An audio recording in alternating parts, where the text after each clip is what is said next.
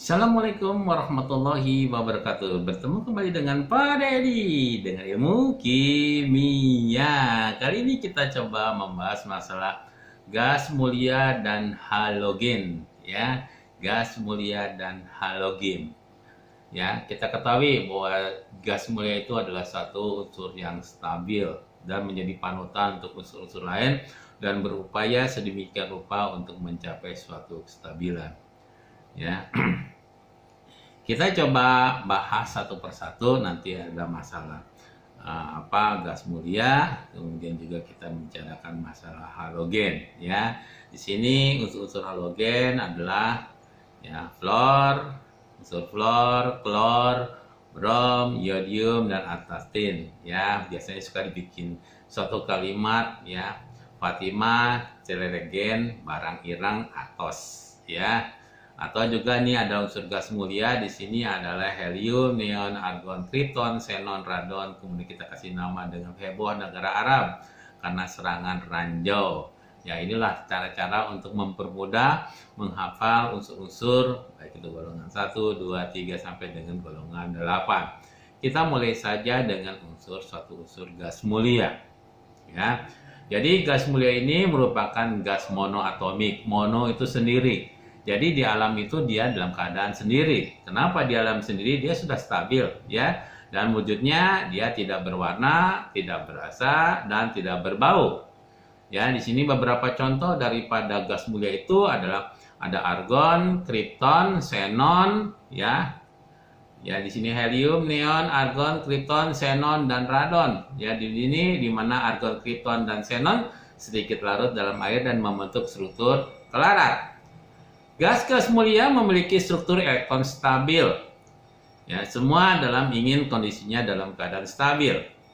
Ya, kestabilan unsur elektron ini yang mengakibatkan sukar bereaksi dengan unsur lain. Sudah stabil mau ngapain lagi? Ya, maka oleh karena itu disukar sekali untuk bereaksi dengan yang lain. Itulah sebabnya gas-gas ini sering dinamakan dengan gas lembab atau gas iner. Ya. Gas inert, gas yang sukar bereaksi. Nah, gas mulia dalam satu golongan dari atas ke bawah, jadi atomnya semakin besar. Dengan demikian energi ionisasinya semakin kecil, akibatnya semakin reaktif. Jadi dari atas ke bawah itu energinya akan semakin reaktif, ya, karena energi ionisasinya semakin kecil. Gas mulia diperoleh dengan destilasi bertingkat, udara cair.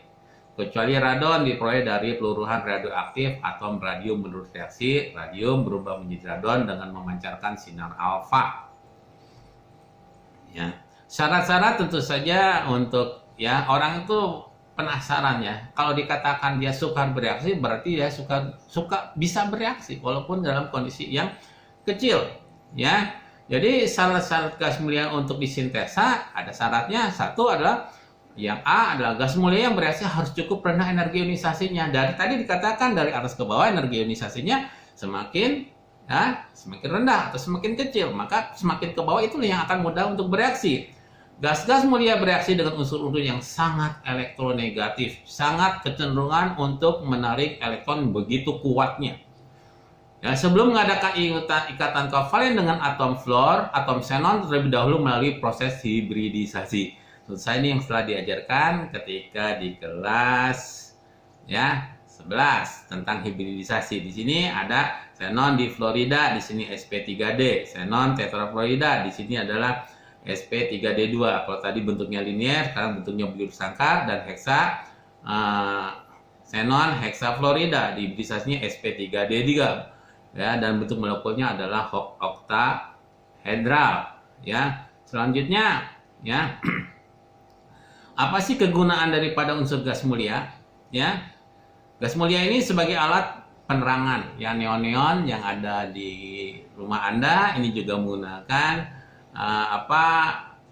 gas mulia, ya. Walaupun sekarang sudah beralih kepada lampu-lampu LED, ya. Neon berwarna merah, krypton berwarna putih kebiruan, serta argon berwarna merah muda pada tekanan rendah atau biru pada tekanan tinggi. Maka ini kadang-kadang juga di papan-papan reklame suka digunakan lampu-lampu yang berwarna. Inilah kita gunakan gas mulia. Helium cair atau Neon cair digunakan sebagai zat pendingin. Ini bisa digunakan untuk sebagai pengganti freon. Campuran 80% helium dan 20% oksigen digunakan untuk pernapasan para penyelam laut yang dalam. Jadi semakin dalam, itu kadar oksigennya semakin rendah, maka diperlukan campuran 80% helium dan 20% oksigen. Gas helium yang ketiga digunakan sebagai pengganti gas hidrogen dalam mengisi balon udara. Ya, karena relatif hidrogen sangat reaktif, dia kena api, maka digantilah dengan helium. Neon digunakan pengisi lampu berwarna, neon memberi warna merah, neon cair digunakan untuk membuat suhu rendah. Ya. Lalu apalagi nih? Ya. Kegunaan daripada gas media. Neon digunakan dalam tabung televisi dan sebagai indikator tegangan tinggi. Pada bola lampu, listrik digunakan argon sebagai pengganti gas nitrogen N2 agar kawat wolfram tidak cepat rusak. Jadi kalau lampu-lampu bohlam itu ada gasnya gas argon. Untuk apa? Melindungi kawat filamen yang pada lampu, karena kalau tidak ada mudah sekali putus. Kemudian yang ke-8, kripton digunakan dalam fotografi kecepatan tinggi. Juga spektrum kripton digunakan sebagai standar 1 meter untuk mengganti standar platina. Ke-9, xenon digunakan untuk membius orang yang akan dioperasi. Ya, ada operasi lokal dan sebagainya, maka digunakan xenon. Radon digunakan untuk terapi penyakit kanker. Apakah mempunyai penyakit kanker atau tidak di sini? Ya. Nah, kemudian kita beralih ke halogen. Halogen itu sebetulnya artinya adalah pembentuk garam. Jadi halogen tadi sudah dikatakan ada fluorin, klorin, bromin, yodium. Wujudnya adalah kalau fluorin, klorin, bromin, fluorin ada bentuknya gas, bromin ada cair, dan yodium ada padat. Dan warnanya untuk fluorin kuning muda. Kalau klorin hijau muda, bromin coklat kemerahan, dan yodium adalah coklat. Kalau di dalam larutan karbon tetra klorida, ya ini fluorin itu kuning muda, klorin hijau muda, kemudian bromin merah orange. Ya, dan kemudian untuk yodium warnanya adalah ungu. Ya, seperti itu. Nah, kita lihat selanjutnya lagi masalah halogen. Ya. Nah, di sini titik dari atas ke bawah makin besar. Ya, lihat aja tadi dari gas, cair, padat. Jadi titik didihnya dari atas ke bawah semakin besar, ya, karena molekul diatomik halogen bersifat nonpolar. Ya, nonpolar itu berarti dia tidak membentuk kutub, ya, karena tadi fluor F2, jadi F dengan F tidak ada tarik menarik dan kemudian simetris, sehingga interaksi antara molekul ada dengan gaya London. Gaya London makin besar jika massa molekul relatifnya makin besar. Bagaimana kelarutannya? Kelarutan halogen dari atas ke bawah, fluor, klor, brom, yodium semakin kecil. Jadi semakin sukar larut kalau dari atas ke bawah. Jadi kalau demikian, yang mana paling sukar larut? Yodium dibandingkan dengan fluor. Klorin tak dapat disimpan dalam air sebab akan bereaksi dengan air. Tadi kan kelarutannya luar biasa, maka tidak bisa disimpan di dalam air karena kalau di dalam air dia akan berubah reaksinya. Ya, dengan F2. Selanjutnya, ya, klorin dan bromin larut dalam air. Sedangkan yodium sukar larut dalam air, ya. Klorin, bromin larut dalam air, sedangkan yodium sukar larut dalam air. Untuk membuat larut, ya, yodium perlu ditambahkan dengan garam kalium yodida, ya, supaya terbentuk senyawa kalium triodida, ya, yang reaksinya seperti ini. Selain larut dalam air, unsur halogen juga dapat larut dalam tadi CCl4, karbon tetra klorida. Ya, selanjutnya sifat-sifat kimia. Tadi adalah sifat fisikanya. Sifat dari unsur ini adalah non-logam. Molekulnya terdiri dari 2 atom bersifat racun. Hati-hati, sifatnya racun. Dapat bereaksi langsung dengan logam membentuk garam. Larut dalam pelarut organik seperti alkohol, ether, kloroform, dan CS2, karbon disulfida. Dan sifat-sifat dari kimia daripada halogen selanjutnya adalah bahwa golongan halogen dalam senyawa membentuk ion bermuatan negatif. Dia membentuk, ya, muatan negatif, ya. Golongan halogen dalam senyawa membentuk ion bermuatan negatif. karena mudah menangkap elektron atau mudah tereduksi, maka sifatnya seperti ini. Ya, kereaktifannya yang paling reaktif kita nilainya yang paling besar nih. SL-nya ada yang paling besar, maka dengan demikian urutannya fluor lebih besar daripada klor, lebih besar daripada brom, dan kemudian lebih besar daripada iod. Ini adalah urutannya. Ya, selain daripada itu, ya menyambung sifat-sifat dari halogen tersebut di atas, ya. Sebagai oksidator yang paling kuat dapat mengoksidasi oksidator yang ada di bawahnya. Jadi yang di atas bisa mengoksidasi yang di bawahnya, ya. Sebaliknya sebagai oksidator yang di bawah tidak dapat mengoksidasi ya atau oksidator yang berada di atasnya. Contohnya F2 dengan Cl. F2 posisinya di atas dibanding Cl, maka reaksi ini dapat berlangsung. Sedangkan Cl2 dengan Kf dibalik itu tidak dapat langsung. Ya, halogen bereaksi dengan hidrogen membentuk suatu asam halida. Maka di sini kalau asam halida yang ada hidrogen fluorida, klorida, hidrogen bromida, dan iodida. Makin ke kanan energi ikatnya makin kecil, berarti ikatannya semakin lemah. Atau makin mudah melepaskan H+, karena jarak jari-jarinya akan semakin besar sehingga mudah melepaskan H+. Dengan kata lain, ya, makin ke kanan sifat asamnya semakin kuat. Jadi sifat asam dari HF lebih kecil dari HCl, lebih kecil daripada HBrHI. Jadi sifat asam yang terkuatnya ada di hidrogen iodida. Ya, sifat apa lagi di dalam halogen? Ya, sifat kimia dari dalam halogen dari urutannya tadi asam fluorida, asam klorida, asam bromida, dan asam iodida.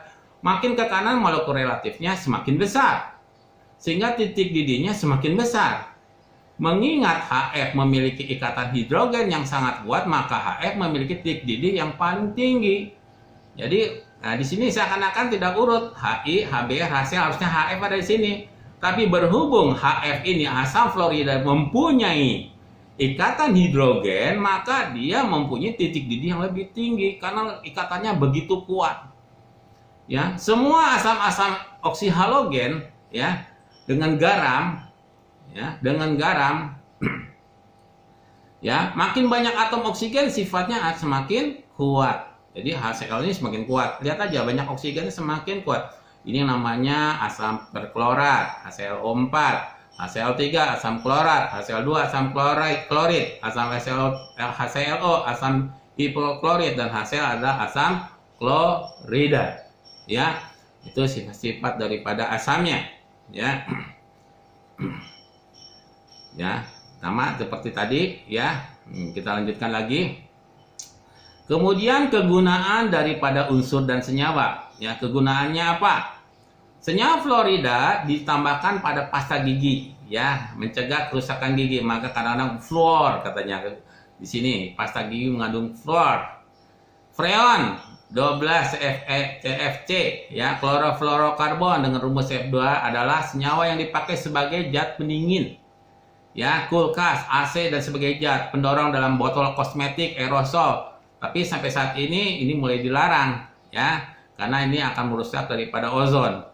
Kemudian teflon, ini bubu yang bisa digunakan di rumah ya. Teflon itu apa sih sebetulnya? Yaitu sebetulnya teflon itu adalah plastik tahan panas dan anti lengket. Jangan dikatakan oh teflon itu adalah misalnya ketel, kemudian panci. Enggak, itu ya. Teflon itu adalah plastik yang tahan karat sebenarnya, tahan panas, bukan tahan panas, dan anti lengket. Tapi kalau kitanya sudah tersobek ya bisa jadi nempel juga. Kemudian asam fluorida dapat bereaksi dengan kaca, gelas, karena ini dipakai untuk membuat gambar atau kaca.